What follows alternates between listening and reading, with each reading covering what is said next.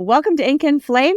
Tonight we're talking with Nicole Holland about her most recent book, Shadowbound. Hi, Nicole. Welcome to the podcast. Thank you for having me. I'm so happy to be here. I'm so excited to have you here. When I read the synopsis for your book, I was quite excited to read it. So where are you coming to us from tonight? I am in Texas. I'm in the North Dallas area of Texas. It's a lot warmer there than it is here, I guarantee it. Yeah. You're my neighbor to the north, so it's probably freezing cold. Yeah, we have like freezing rain going on right now, so I've just got gray skies. That's about it, but it's a little chilly. For your standard. I'd probably be in shorts right now if I were in your... Yeah, you'd be out swimming probably in this. So can you tell us a little bit about what kind of a reader you were growing up? I was a sporadic reader. I had been a horse girl almost all my life, so a lot of the books that I read were kids' books with horses and teenagers and stuff like that, but I was never a really consistent reader. And then Harry Potter came out, and like every other kid at the time, I was very excited, but then I made it to Goblet of Fire, and I saw how big that book was, and I said, no, I'm out. I can't do that. And so I never read past Goblet of Fire, even though I love the movies, and I've read some of the books since then. But pretty much after Harry Potter, I didn't read too much. And then Twilight came along, and that's when I started reading more. I got obsessed with that, like everyone else too. But yeah, it was really kind of on and off. And then it wasn't until 2022 that I really started getting into fantasy and reading frequently, and also getting into horror and all that kind of stuff. So it was very choppy over the years. And very diverse. Lots of different things. Yeah. What about Hunger Games? Were you in on that one too? I missed that one. I don't know how I missed reading that, but I love the movies. But I did go through a Nicholas Sparks phase, so I went through that and then read a few of those and kind of took a break. That was probably my last genre before getting into fantasy. So I've been all over the map with my interest. What attracted you to the beautiful chaos that is fantasy? Was there a particular series of books aside from the ones you've already mentioned? It was actually, so this is kind of a little sad bit of how I got into fantasy, but my husband got sick in 2022 and he went into the hospital and he didn't get out for 40 days and he had to get an organ transplant, and so many things happened within those 40 days of his health and of my work, and it was so much that I could not handle my reality anymore. And so because he was at the hospital for a long time, I needed something to read. So I went on TikTok and I just typed in fantasy book recommendations because I wanted something that was not at all like my real life. I needed to escape. And at the time was when the second book in the A Court of Thorns and Roses series was really exploding. A Court of Mist and Fury, and I kept seeing that mint greenish blue color cover, and I watched about 10 videos, probably 6 of them were about Mist and Fury. So I went to Barnes & Noble the next day, grabbed it off the shelf, and I had so much tunnel vision and I was just overwhelmed with everything going on that I didn't even notice it was part of a series. And so I'm probably the only person in the world who read Mist and Fury before Thorns and Roses. And I'm reading it and I'm like, I kind of get what's going on, but maybe they'll explain some stuff later. Something. Yeah. But it actually wasn't that hard to really get into it. So I bet nobody else has done that, but that's what really got me into it. Introduced me to Fae. It introduced me to magic systems. I just dove headfirst, and I haven't come out of the hole yet. So I'm still there reading all kinds of romantasy and fantasy books. Nothing wrong with being there whatsoever. Yeah, I'm having a great time. So who are some of your favorite authors in the fantasy realm nowadays? So Sarah J. Maas got me into it, like we were talking about ACOTAR. And then Leigh Bardugo, because I watched Shadow and Bone on Netflix. And I'm very upset that they canceled that show. Canceled it, yeah. Because I thought it was great. And I started reading Six of Crows, and her writing style specifically is incredibly immersive. And I don't know if it was because I had watched the show that it was easier to visualize the world she had created, but I liked her extensive world building. and I wanted to do something like that. So I just really enjoyed Leigh Bardugo's writing style. And then just getting more into high fantasy and epic fantasy, I started reading R.A. Salvatore to write better fight scenes, because I heard Brandon Sanderson say Salvatore writes the best fight scenes, and I was really struggling with those. So I started reading him, the Dark Elf trilogy, and I'm getting more into Brandon Sanderson now. I just started The Way of Kings, and I've gotten a little ways into Mistborn, but I'm really good at starting books and then starting other books and taking forever to finish the one that I previously started. So it takes me a while now to get through books, but I might be a probably little bit guilty of that too. Yeah, I used to be a one at a time person, and now it's like I've got 10 books with bookmarks everywhere throughout them, and I don't know what I'm doing anymore. There's so many worlds to explore. How can I stay in just one? Exactly. I'm like, well, this is great, but this is the shiny new object, so I got to try that, and then I got to try this, and it's like,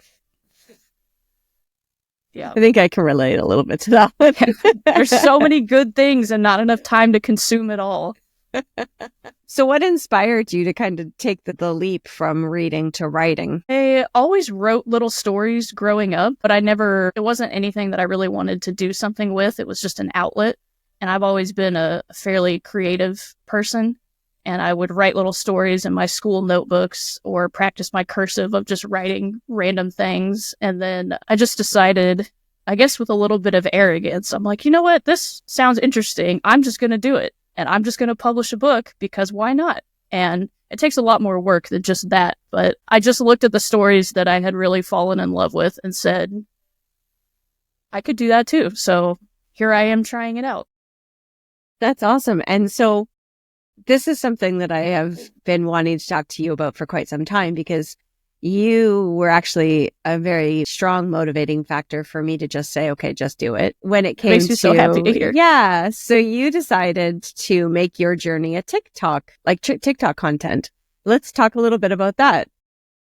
So what made you decide to do that? I think it kind of started out as an accountability thing. And I also have this problem of needing to prove to people that I'm being productive and that I'm not just sitting around doing nothing. So I thought, well, if I start making videos about my process, people are going to see that I'm doing something and I'm not just sitting at home being a waste of space. So it kind of started at that, but then it got more into that I really enjoyed it, and I liked talking to people that were just readers or people that were also writers and trying to help them learn, not to tell them how to do something, but to show them this is what I studied, this is what I tried, this is what did or didn't work. Just give people more access, I guess, to the information that's out there. Yeah, so you've introduced a lot of your craft-based books, like the books that you've picked up along the way on how to do things. And I know that you talked a lot about some of your influences like R.A. Salvatore. What do you consider to be the hardest learned lesson from what you've done so far? That's a good question. When it comes to like what I've learned in the craft books, you mean?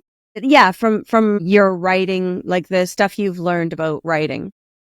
I've learned that in most of the craft books that I have, one of the big things they all talk about is when you're trying to describe something, we think as the author by giving a ton of description that we're being clear to the reader. But we're not doing that. We're overwhelming their senses, because part of the joy of reading is the imaginative part. So I had to learn how to give just enough detail so that they know what's going on and what something looks like, but still leaving some of it to the imagination. Because if you just say 12 different descriptors about a dresser, unless it's actually important to the story, it's just going to overwhelm the reader. And I either read a quote or I heard it, I can't remember, but some good writer, I can't remember who it was, said you want to treat every word on the page like a mental calorie that the reader has to burn. So whatever is super excessive and not completely necessary, just cut it out and let them imagine the rest of it. So no cake in the writing. No. I was like, I just went through and took a red pen and slashed everything and said, okay, this is too much. I'll cut some out. And we'll let the reader imagine the rest of what's going on. Wow, that's amazing. I'm filing that one. Okay. Yeah. It's been really helpful. It's interesting because you have to think about you see it so clear in your head, so you want the reader to see it the same. But if you give too many details about something that doesn't matter, it just becomes overwhelming, and they might put it down because it could be too much and it's not necessary. So there's a balance there, and I'm still trying to figure it out. Yeah, for sure. Okay, so the Dark Moon series is moody, dark, and intense, but it's got those soft romantic moments into it. So did you always know this was kind of the storytelling you wanted, or? Yes, I wanted to build this dark world and kind of explore all the evils of humanity without completely going all is hopeless, everything is terrible. So you had to have some of those lighthearted moments in there, especially with romance and with love, because we all enjoy that in a story. But I wanted things to be very grim and bleak for my characters, but give them a happy ending. Okay. I didn't want to completely destroy them. Okay. Just mostly destroy them. So you've mentioned that Shadowbound is inspired by magic and creatures from Dungeons and Dragons. How did that influence your world building, characters, and even the mood of the story? Oh my gosh, it's probably the most influential thing, because I started playing Baldur's Gate 3, which was my introduction to D&D. I think I actually started that around the same time I started reading Salvatore, because he writes D&D books. And I started playing that, and all the different terminology, the different types of magic, the different races and classes of characters. I was struggling to figure out how I wanted my world to be in the Dark Moon series. And I knew I wanted fantasy, but then when I read that, I said, okay, I want high fantasy. I want more extensive world building. I want this to be like Baldur's Gate and be like D&D. So I started diving into that, reading more D&D books, playing that game obsessively, which I still do. So it was really the turning point, because I was doing my world building for the Dark Moon series and I didn't really have a direction yet. And I was researching things. And then I started playing that game and it just locked me in. And I did a bunch of research and I figured out what I wanted to do with my classes and my races and everything like that. And that D&D made the world of the Dark Moon series what it is. So it's probably the most influential thing.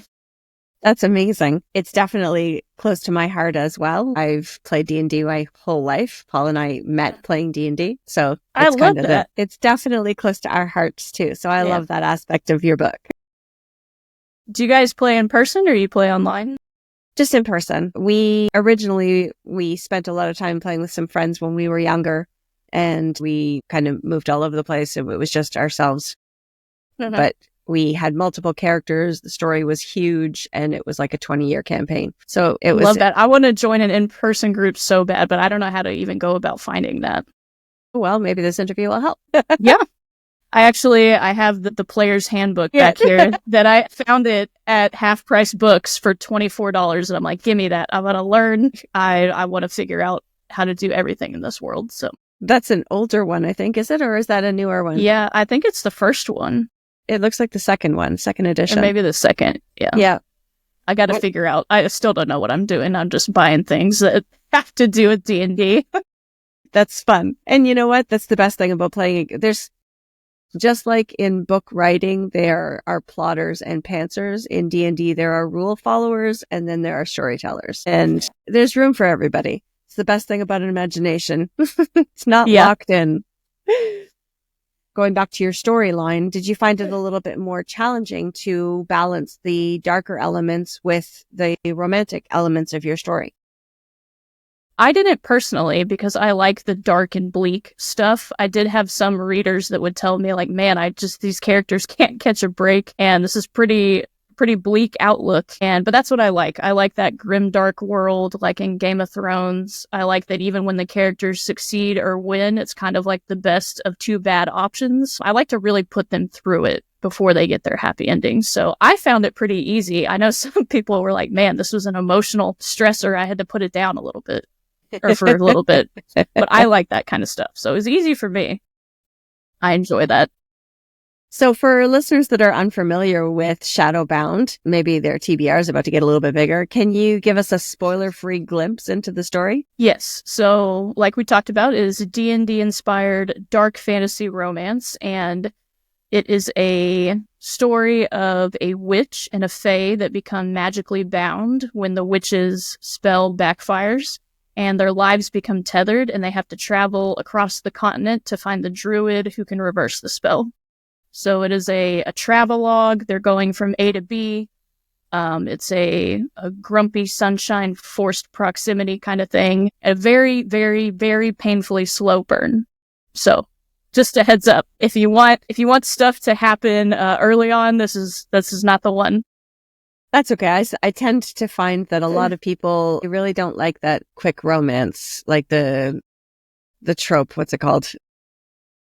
The insta-love? Insta-love, thank you. Yeah. Yeah, they tend not to love that one because it's unrealistic.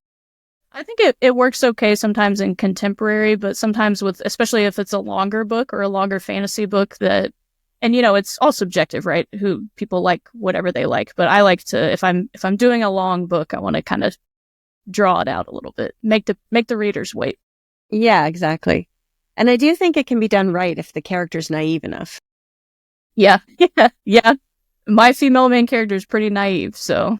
Okay. But I like that. I wanted her to be naive. I wanted you to kind of be frustrated with her sometimes. I wanted to try to make her, you just want to shake her and be like, why would you do that? I didn't want either of them to be very easy characters, so I think I succeeded in that. I don't know. Well, she's got somewhere to grow at least. Yeah. So how did these two characters come to life in your mind? Can we talk a little bit about your process in creating them? So characters are very interesting for me because they come to me first before the plot, and they come to me like a sticker that's just slapped on my brain, and it's like, okay, here you go. Here's a character, go do something with them. And I know exactly what they look like. I know what they sound like. I know what their quirks are. I know their eye color. And that's the only thing about writing that comes to me fully formed. And so then I have to give them a story. And I just remember I was reading a lot of books quickly, and all of them were morally gray male main characters, which I really enjoyed. But I found that they were true to their morally gray stereotype, but they were always doing bad things for the right reasons. And I wanted a morally charcoal, as I call him, male main character who doesn't always do things for the right reasons. He's kind of a jerk, and he likes to do some very bad things because that's just who he is. I wanted him to be kind of questionable if you thought he was going to be redeemable or not, and just more of a complex character rather than always doing the wrong things for the right reasons. Sometimes he just did bad stuff because he's not a great guy, but... And what about... I forgot the last part of the question. No, that's okay. And what about Aurelia? Is Aurelia? How am I say it wrong? Aurelia. Yeah. What about her? I really struggled with her because she is very optimistic and I am more of a pessimist. So she is actually a combination of one of my really good friends from college, and my husband. And so my husband keeps me from being too pessimistic because he's not head in the clouds optimist, but he's more optimistic than I am. So I struggled with initially making her a little bit more pessimistic. And then I was beta reading a romantasy for one of my critique partners, and her female main character was very much like how I wanted Aurelia to be. I just wasn't writing her that way. I was trying to make her someone she wasn't. And it was almost like her character gave me permission to write a more happy-go-lucky, optimistic, hopeful character. So that's another reason too why I always encourage people to get to beta read or just read for other people or critique partners or whatever, because you never know where you're going to get inspiration. And her book really helped me make a character who felt truer to herself than what I was trying to do to my own character. She was blocking you. Aurelia was blocking you throughout the process until you figured out who she was. Yeah. She was like, this isn't me. Why are you trying to make me do those things? And I was like, well, okay, I guess we'll try something else. That's awesome. So the story explores some deep questions like how your experiences shape your outlooks. How much of that theme can you take from your own life and observations? So it was definitely a conscious choice. I wanted it to, I think I said before, exploring the evils of humanity within the safety of fiction. That has always interested me. Game of Thrones was a huge inspo for that. I'm currently reading the books, but for reference, I'm talking about the show. I like the bleak and dark stuff because growing up in a military family, and I'm sure you've seen this too, is you get to see a lot of the bad side of what humanity is capable of, what they're trying to do.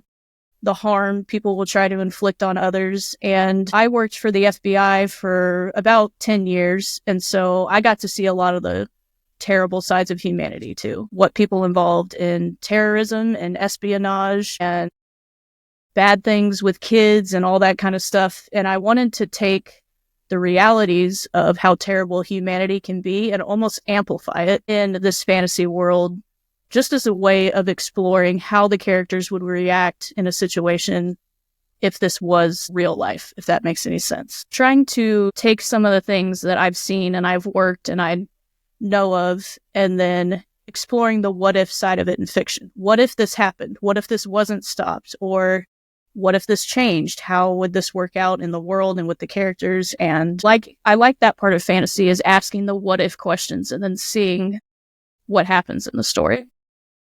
Wow, that's awesome. And powerful. It's a powerful tool. Yeah, certainly. So Shadowbound is part of an adventure, part romance and part existential crisis. Mm-hmm. What inspired Aurelia and Vade's physical and emotional journeys? I wanted Vade to be very much set in his ways, and throughout times in the book where you think he might cave and might come around, that he doesn't. He's a very difficult person to persuade that his way is not the only way and it might not be the right way. And Aurelia, she really was the optimism to my pessimism, because I would let some things from work and previous jobs and stuff like that bog my worldview down of humanity. And I wanted her to be the light that I sometimes wish that I could be. And she is heavily based off of my friend from college that I mentioned, who it doesn't matter what terrible thing happens to her. She is always, I mean, of course she has moments where she gives into that, but she's always positive, always knowing it'll get better. This isn't the end, things like that. And sometimes I was not like that. So I look at her and wanted her to be Aurelia, or them to be each other. So I wanted Aurelia to be the light in the story and really counter Vade's darkness and have that back and forth and see what would happen if bright light meets super dark. How would that work? How would that interact? And being stuck together. Yeah. And being physically bound to one another. How would that pan out? I do love Vade's name. That's a really cool name. Thank you. I like it. I have a thing for V names, apparently. I have another male character, whose name starts with V. It's a sexy letter. And I like it. Something about it. Okay, so fantasy romance kind of thrives on tropes. What's the one trope you always want to write about? Or you always like to involve? I love the one bed trope. I love it because there are so many different ways that it can play out. The only part I don't like is if two characters end up in completely separate rooms. Somebody can be on the floor if they want to be. It's not my favorite, but there's so many different things that can happen. And that's usually accompanied by the nightmare trope, which is another favorite of mine, particularly if the male main character is the one that has the nightmare. Because usually that's kind of the first time we see them really being vulnerable. But yeah, I love the one bed trope for its possibilities and the tension. And it's just so much fun to write. Okay, so we always talk about favorites and least favorites. So what's your least favorite? I would say probably miscommunication. I don't mind it if it's there for a little bit, but if it derails the entire story with just an easy conversation that could be had between the characters, then I'm not a huge fan. Because I like the overhearing something out of context, but if it goes too long, then I'm usually not a fan of that. But there's not too many that I deeply dislike. I think there's so many authors who can do so many cool things with all the tropes that you never know what you're going to like. So I try not to close myself off to anything in particular. Yeah, I agree with that, because originally I had thought that my least favorite was the third act breakup. And like you just said, it's often a miscommunication that can get resolved very quickly. And if the author does it right, it's very easy to fall in love with it or enjoy it for what it is. So if Shadowbound had a theme song for each of the main characters, what would Aurelia and Vade's be? I think Vade would be a big Sleep Token fan. I don't know if you're familiar with Sleep Token. No, but I'm going to be after tonight. I'll look it up. So they're a metal band from Britain, I believe, but they do have a lot of slow songs and a lot of dealing with that kind of internal angst. So there's a song called Euclid that I always think of that being Vade's song when he is kind of coming to terms with his inner turmoil. And then I think Aurelia would have to be Pocket Full of Sunshine, Natasha Bedingfield. She's just happy-go-lucky, and Vade's like this, and he's all internal sadness, and Aurelia's bright and happy. And I think those two would probably be the songs. That would be a funny post too. Yeah. I had a reader tell me that it's not a spoiler, but the journey of Vade and Aurelia together reminded her of Shrek and Donkey walking through the forest, with Aurelia being Donkey and just always trying to make life waffles. Yeah.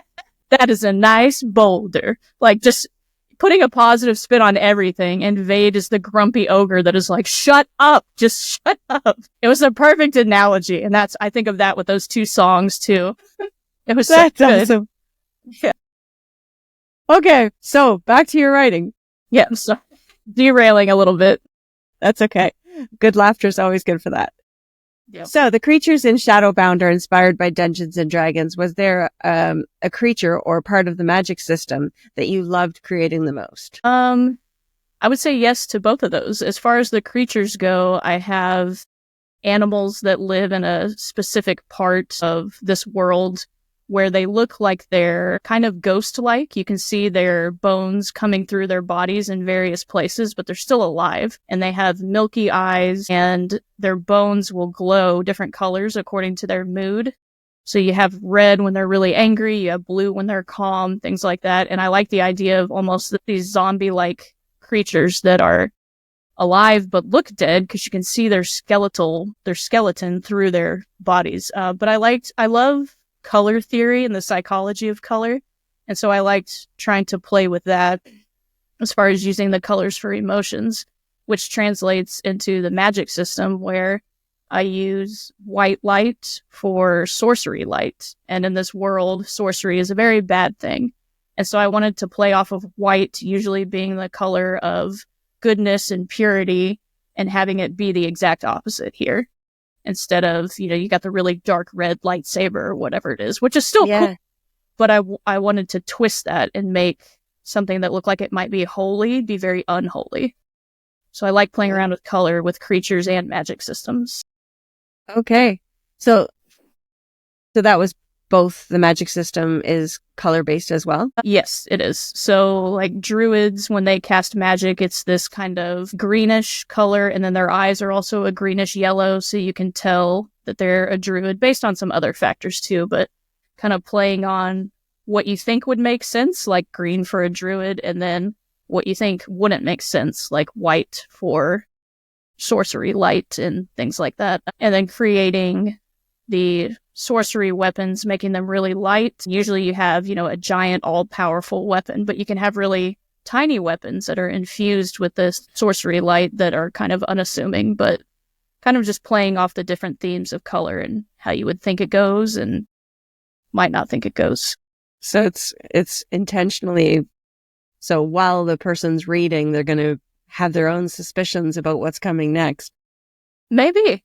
I don't want to be super obvious, but kind of a little obvious in some things. Yeah. So with regards to Vade and Aurelia's bond, their relationship as both emotional and magical, it really grows throughout the story. Did you have a favorite part or moment in their interaction that you can tell us without spoiling anything? Without spoiling it? Yes. I love those scenes where the characters have to pretend to be interested in each other to accomplish a task. And that was easier for Aurelia, and it was difficult for Vade. And so there's a scene kind of in the middle, probably just past the 50% mark, that they have to act like that. And that's probably my favorite thing, because without using words to really reveal each other's feelings that much, it's more about body language and what's going on. And because I'm a sucker for tension, and I like that, where nobody's saying what they want to say, but their bodies are telling and things like that. So I'd probably say that without being able to give anything away. Okay, that's cool. So if you could live in the world of Shadowbound for one day, what would you want to do? Or would you just hide in terror? Oh, I'd be out there with all my weapons just going to town. Okay, so what weapon would you be wielding? We gotta ask that now. How many can I get? We'll give you So I three. love three. Okay. I love scimitars, and that's because of R.A. Salvatore's books, where his main character wields dual scimitars. I really think a curved blade is really cool. It's very aesthetically pleasing. So I'd probably carry a scimitar. I'd want some kind of small knife, and I really like halberds. I think halberds are shaped in a really cool way, and I would just want to beat the ever-loving daylights out of somebody with it. So it's a lot of weaponry to carry on myself. Yeah, exactly. I got small, medium, and just absolutely devastating, and I'm happy. Okay, so back to the original question. What would you do if you were in that world for one day? So I actually plan to write this in the third book, which would be what type of character I would want to be, but I'll save that. But I think I would actually like to spend a lot of time in the Greywood, because it's a very interesting place. It has the creatures that I was talking about with the skeleton coming through and the animals, and there's pixies, and there's the big bad of the Greywood. And I think being in that realm where magic works differently would be really interesting. So I'd probably just fight for my life in a forest and see if I could make it out. Well, we would have to hope that there's a caveat that you get to come back no matter what. Yeah. Hopefully one of my three weapons can help me out. I don't know. Or I just get lucky. So earlier in the interview, I mentioned that there are two different kinds of writers, plotters and pantsers. Given the fact that you made most of your journey very public, I'm going to guess that you're a plotter. Would you agree? Yes, you would be right. I like to say that I'm about 85 to 90% plotter and 10 to 15% pantser. I like to build out where I'm going, because I'm not somebody who can just start and find it along the way. I need a roadmap. And while I don't build everything out, I build most of it out before I even start writing. It's usually because I always think of things in terms of scenes, and it's actually the ending that I don't really know. I know the beginning and the middle, and then a few scenes in between. And I kind of leave it open to say, okay, how are they going to get from A to B or D to E or whatever it is? I'll leave that open to pants, but I have to plot the majority of it. Otherwise, who knows where I'll go? Who knows what'll happen? I'll just derail and write 8,000 words that don't mean anything. So I got to have some structure. So do you have the stereotypical kind of crime scene board on your wall, or are you a digital planner? So I like to physically write things down. It helps my memory, and I just enjoy physically writing. I do my world building on the computer, but I have a whiteboard over here that I've got my whole act 1 for a different book written over here. But I like to piece it together. It helps me think better. So I'll write ideas on the computer because I can do that really quickly. And then I'll put it together like a puzzle in a notebook. I've started doing one notebook per book that I'm writing, so everything is right there. And then I'll work out any problems on the whiteboard. I did used to do sticky notes because I have a book that I haven't done anything with. It's like a 150,000 word epic travelogue. And I kept putting sticky notes of where all the scenes were happening, and they were color coded because there was 6 POVs and so many characters. And that looked like a crime scene, and it got very overwhelming. So also, sticky notes don't really stick to the wall that well either. So I would come down and 5 of them would be on the ground. And I'm like, well, I don't know where that went. I don't know where they were in the story. So I had to stop doing sticky notes. Yeah, you should kind of have a little bit of an amalgamation of chaos in that one. Yeah, it was, well, but that's what I like too, is because I'm a new writer. I was trying so many different things to figure out what would work. Are sticky notes going to work for me? No, but I know that now. Yeah. Is handwriting better? Is mapping it on some type of computer program better? So I love to try things and see what works and see what doesn't. So now I kind of feel like I've gotten in the groove. It's only been 2 years since I've been writing, but I've tried so many things that I think I know now roughly what does and doesn't work for me. And is Shadowbound a 2-year process for you, or was there a few in between? There were some others in between, some other smaller books that I had released, a short story collection and a novella. And then this one was the first one that I did extensive world building. I did a lot of promotion and marketing for it. And I pretty much wrote all of it on live streams on TikTok. So what's your writing space and your kind of little rituals, your favorite drinks and things that you have to do to set the mood?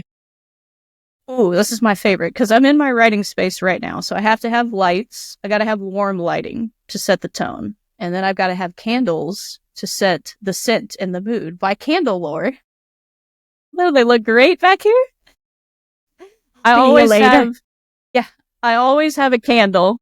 It really does help. And I remember learning that in college, that scent helps with memory. So if you're studying, you should have something like a candle and then stuff like that. But it helps set the mood too. So I'm in my office. I have lights everywhere over here that you can't see. But I like a dark space with very warm lighting. That's how I kind of get in the mood. Mm-hmm. And my favorite drink is a vitamin water, the XXX acai blueberry pomegranate. I think that's what it's called. I usually have that. I've been trying to drink less caffeine, so I'm just replacing it with sugar. But I just get all kinds of lights, get it turned off. I never have the big light on in the room. That would be a sin. Just flood my room with warm lighting and candles and cold vitamin. And any sound that you associate with it? I can't even believe I forgot that because I'm such a music freak. I have to have music playing constantly. And if I'm really dialed in to, if I'm drafting and writing, I cannot listen to anything with lyrics. It has to be instrumental. So I have classical playlist, usually the sad classical music with the piano or the violin and the cello that makes you cry. That's what I love.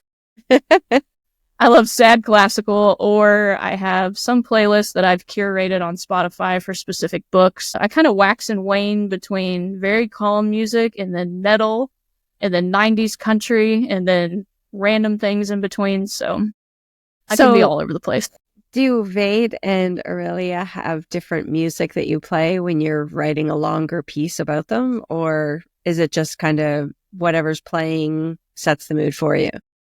Sometimes it's whatever's playing because it'll kind of fade into the background if I'm really into the scene. But specifically, if I'm trying to write a sad scene, it's not so much character specific, it's more scene specific. So if it's a sad scene, I want to put on very sad music. If it's an adventure chase scene, I want to put on very upbeat, like it sounds like somebody would be chasing you kind of music. So it's more about setting the tone of the scene.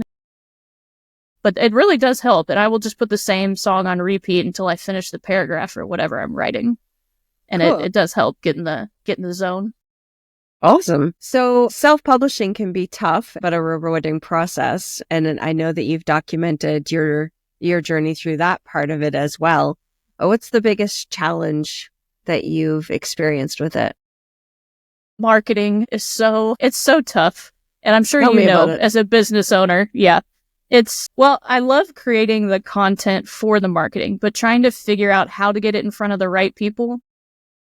I don't like the analytical side of that. And somebody said something to me the other day that is very obvious, but it clicked. It was like, you're the creative right brain side, so you like making the marketing materials, but the analytical, logical left brain side is the one that has to market. And I'm like, yeah, I don't like any of that. Keep me over here in the creative section, but I don't like doing the numbers and okay, how do I get this out? And a lot of it is luck when it comes to marketing. I still haven't figured out the algorithm because TikTok is the only thing that I really market on. And I've been doing this for 2 years. And sometimes my videos will get 50,000 views and it took me 20 seconds to make them. And then sometimes I get capped at 300 and it took me an hour and a half to edit it. So I don't know. It's just, you never know. I feel like I'm just throwing things at the wall and seeing what sticks. Yeah. But that's probably the most difficult part. I think there's probably quite a few people who feel exactly that way. Yeah, it's tough. And it's, I always think about it in terms of nobody owes me anything. No, I am not owed anyone's money for buying my book. It's a luxury thing. It's not a necessity, right? It's not water. It's not food. So I have to say, okay, I understand that I'm going to push this video out 15 times to this group of people, and I can't get frustrated that I don't get a ton of sales because it's a luxury purchase. And in today's economy, I don't get frustrated. People have other things going on. I get more frustrated in the sense of just not getting enough viewership for the things that I'm pushing out, because I guess what I'm doing is not working with the algorithm metrics. But I try not to take it too personally, because people have choices where they're going to spend their money. And if they spend it on me, I should be incredibly thankful and grateful. And I am. So I'll keep on chugging and keep trying to figure out the algorithm, and maybe one day I'll get there. I feel the same way. Yeah, maybe one day it's going to click and who knows. So we love chatting about book boyfriends and fantasy crushes. Are there any traits from your real life inspiration that you snuck into your character? You said that Aurelia is more the happy-go-lucky of your husband, but do you want to expand a little on it? Or yeah, she's the combo of my friend and my husband. If they were one person, I feel like that would be her. And she leans more toward my college friend who, sometimes she'll send me a text that she's gallivanting somewhere off in Europe by herself. I'm like, oh my gosh, you're making me so scared right now. Because I would never do that. I am the pessimist that says something bad is going to happen all the time. So trying to bring them together to make her was a lot of fun. Vade was more of just an exploration of how can I make this character darker than gray? How can I make him charcoal? And very much inspired by Game of Thrones. Not so much anybody in my real life, more any Game of Thrones character probably.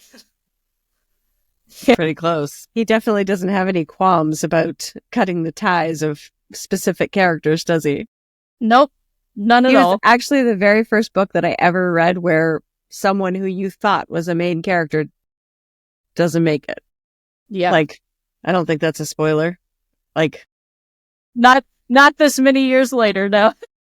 We're good. Yeah. No, it was great. I mean, to do that and to be so successful still doing that shows you that people want these really complex dynamics and things that you don't think are going to happen that do happen. That's right.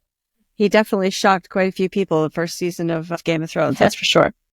Yep. So if you had a fantastical writing partner or a mascot, what would it be? So a dragon, an owl, something of your own? Well, I would say horse, since I rode horses and had horses for a long time, but I feel like I'd want to branch out. If I could have some type of Pegasus, that would be really cool. But I think I got to go dragon. Dragon would just be so much fun. You can have lots of communication with the dragon. A horse doesn't. Yeah. Even the Pegasus. I don't think I've ever read a book where a Pegasus talks. Yeah. You know? So we'd have to go dragon. No, I don't think I have either. I've already got mine. Yeah. Keeps me company. They're so cool looking. It's like, why, if I'm going to imagine, I'm going to imagine that. And I have plans for dragons in later books that I'm really excited for. So yeah, that's exciting. Yeah. Okay. So the Dark Moon series is described as an interdependent book series. Should we expect more stories in this universe or with these characters? Like, what does that mean?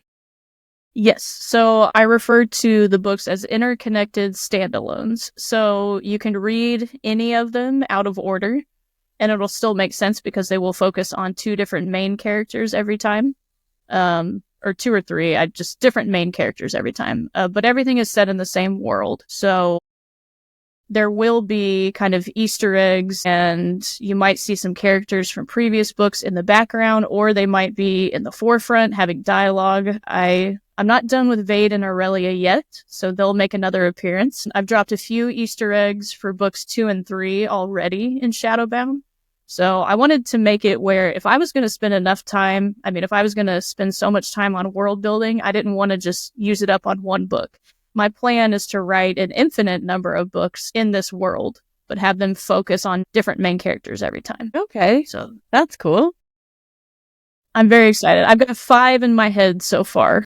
I kind of feel like your ACOTAR lesson taught you that. So you can start on book 2 and still make it back to book 1 and not lose anything. Yeah. Like, wait, did I miss anything? Like, nah, you'll figure it out. It's fine. That's probably where I got it from. So I ask this one all the time. If Shadowbound were turned into a a movie or a TV series, do you have an actor for Vade and for Aurelia in your mind who meets that look? So I think, Vade very much physically looks like Jason Momoa in my mind, in the way that I describe him. So I guess a little bit younger Jason Momoa. And then Aurelia is kind of a combination of, I picture her like, what's her name? Christina Hendrick from Good Girls and Mad Men, right? Like a little bit younger Christina Hendrick. So I think physically they both look like those two characters. My favorite director is Christopher Nolan, and he does direct bleak movies. I don't know if he would be great for Shadowbound, though, but I'm a big fan of Nolan, so it might have to be. So you already got the director and everything lined up. Yeah, but I do really like Tarantino, too, and I like the gratuitous violence that I have in my world, so he could make it really interesting also. And yes, definitely gratuitous violence there. Yeah, my mom hates that. My dad and I love all the bloody action fighting movies. She's like, why do you guys enjoy this? And it's really cool. I don't know what that says, but it's interesting to watch it behind the screen where it's not happening to you. Because it always comes back for me, the what if thing. Like, well, what if my hand got chopped off? Do I think I could make it? Do I think I would it would get infected or whatever? And I like thinking about those things, and my mom is the complete opposite. She's like, I don't understand you and your father, but like, we're having a great time. Give me every Denzel movie and any bloody action movie, and we're all about it. So what are some of your fantasy projects? So you said you've got like 5 irons in the fire right now. Is there any of them that you want to talk about? So the second one I've already talked about on my social media is called On Vengeful Seas, and it is a pirate adventure of friendship and love.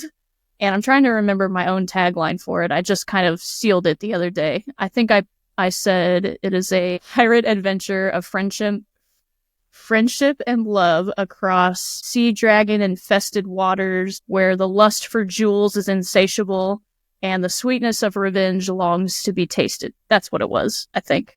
That's perfect. So I'm in.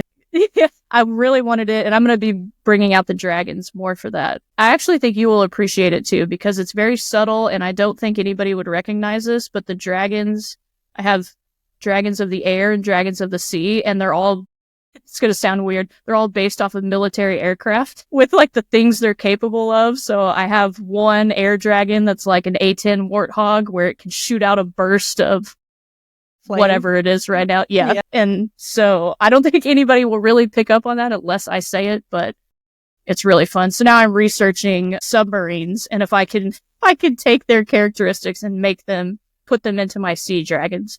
I don't know what I'm doing. I'm just having fun trying to figure out if it'll work. So it definitely sounds like you're having fun. And that's what makes it actually worth doing, in my opinion.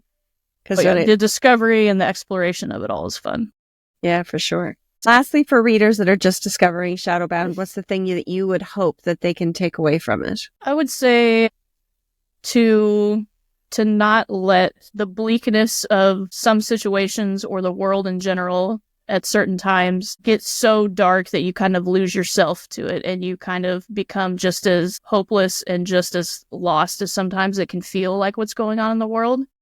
And that's why I want to put my characters through the ringer in every book in this series, but it's not really a spoiler, but every book will have a happy ending. So they're going to go through it, but it's still going to work out, and to not let the pessimism weigh down on you so much that you just kind of give up, and to keep those positive people in your life, and to not be so rigid and kind of let people show you that there might be a better way to do something or a better way to think about something. Awesome. And yeah, that's a good takeaway. All right. So the rapid fire magic round. These are the quick questions. I think you might have answered 1 or 2 of them, but that's okay. So enemies to lovers or friends to lovers? Enemies to lovers. I want to feel the hatred and the angst. I love it. I like friends to lovers in real life. Yeah. Fantasy life, enemies. Okay, so magic items that you would want for yourself. I think I really would like that scimitar. I would like if it could burst into flame anytime I unsheathed it, and it was just this fire weapon that I could wield. That sounds awesome. What's harder to write, fight scenes or love scenes? Love scenes. I love some violence and I love some fighting, and that just comes, I mean, not real life, but that comes easier to me than making sure all the emotion is there. I just want to fight, have my characters fight. So if Aurelia and Vade could travel to another fantasy world, where would you put them? I think they would do well in any D&D type world, any Dungeons and Dragons realm, just with the similarities of the characters and the different people you meet. I think they would thrive there. Sounds good. They probably wouldn't do well in a contemporary setting. Maybe not so much in the romantasy world either. Yeah. And I think we've already talked about D&D, so that question is out. But where can people find you? So I am on TikTok. My official username is bookish_heartbreak, but I go by author Nicole Holland there. Also on Instagram as the same username. I just don't use it that often. I'm up on Goodreads. I'm up on Amazon.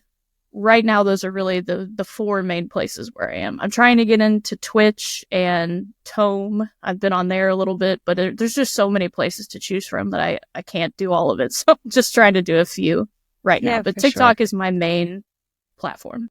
And do you have a copy of Shadowbound close at hand so you can show everybody? Yes, maybe. Hold on 1 second. So this is one of my proof copies. I don't have my full copy, but this is what it looks like. And beautiful this will cover. Make sense. Thank you. This will make sense more when you read it, but that's what it looks like. Thank you for saying it's a beautiful cover. It is a beautiful cover. I love the coloring of it. It's very Thank very you. nice cover. Well, thank you for even wanting to read it, and I appreciate your support. I do really want to read it. I am currently halfway through Quicksilver, and yeah, I haven't read that one yet. Really? I just keep hearing about it, and I've got 12 different books going, and I'm like, just finish one before you buy another book. I have a lot. I got a lot for Christmas, so I have a very large list to get through. It's my goal to get them all done before next Christmas. I love that. That's a great goal. Authors keep adding new ones to my list, so darn. Yeah. Awesome. So you'll also be able to be found on our webpage for this podcast and hopefully for your book as well. Yes. Thank you so much. I'm so excited. Thank you for even wanting to talk to me and even caring what I have to say. I'm such a small author, and the fact that you're interested and people are interested in talking to me about books is just the most surreal thing. So thank you for the opportunity. I genuinely feel like your process and what you went through was like the catalyst for me having the courage to say, yeah, I can do this. I got this. You can do it. Have you started drafting? I'm already in the writing phase. I've done all the world building. Love that. I think when you recommended Saves the Cat Writes a Novel, that was the beginning of my, okay, I got this. So that was months ago now. So the plot's all laid out and everything's going, but I love that. It's a process for sure. And like I said, it's all about doing what you love. And I really respect people who get out there and do what they love. So thank you so much for joining me tonight. And thank you for having me. I can't wait to read Shadowbound. And I hope others get the opportunity to now know that it's out there for them to try out as well. It is. And it's coming out in audiobook in late February or early March. I forgot about that. So I pour candles all the time. So I rely very heavily on audiobooks because my time for reading is like this big and my time for listening is huge. Yeah, I'm so excited. It's my first audiobook, and it's going to be dual narration. So we have a male narrator and female narrator, and the female narrator is actually doing lives right now on TikTok and Instagram where she's recording herself recording the audiobook. Wow. You want to listen to that, or anybody wants to listen to that, it's Andy Eloise, and she does it usually in the morning and at night. I think she's on Eastern time, but she's about halfway through the book now, and it's been really cool to watch her do that live. No doubt. How very magical for you. Yeah, it's so listen crazy. To somebody. Yeah. That's awesome that you've got the audiobook coming out. I think that's fantastic. I completely forgot about it too, and it's going on, and I'm just so excited. This is such a cool thing. It's just crazy that it's all even happening. Awesome. All right. Yep, So thank you so much for joining us on Nink and Flame. And I really, really can't wait. Thank you so much. Thank you. I appreciate it.